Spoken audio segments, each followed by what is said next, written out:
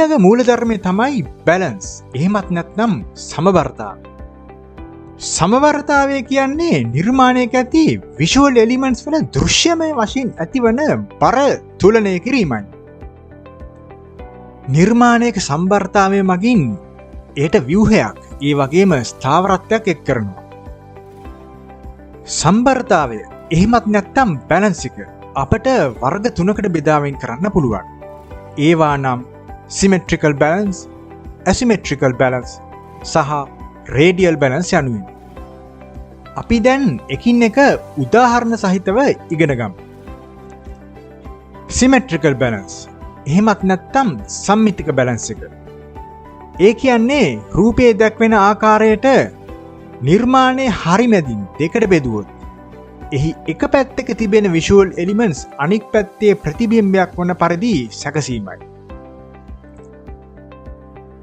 සාමාන්‍යයෙන් විධිමත් නිර්මාණයක් කරන අවස්ථාවකදී මේ සම්මිතික බැලන්ස් එක එහෙමත් නැත්නම් symmetrical balance එක අපිට භාවිතා කරන්න පුළුවන්.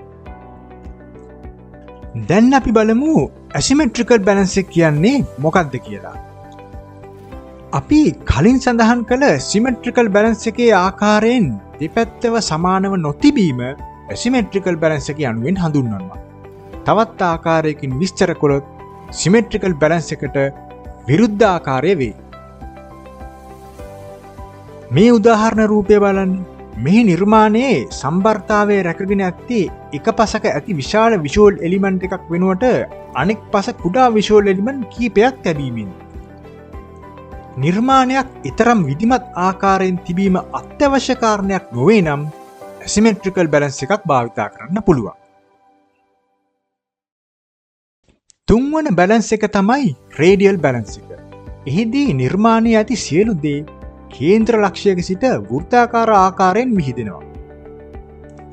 මෙහිදී වෘත්තාකාරව විහිදී යන නිසා කේන්ද්‍ර ලක්ෂයට අවධානය යොමු කරවා ගැනීම ඉතා පහසු වෙනවා.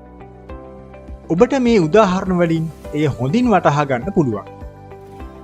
අපි දැන් බැලන්ස් කරන ලද සහ බැලන්ස් නොකරන ලද නිර්මාණ කිහිපයක් උදාහරණ ලෙස අරන් බලමු.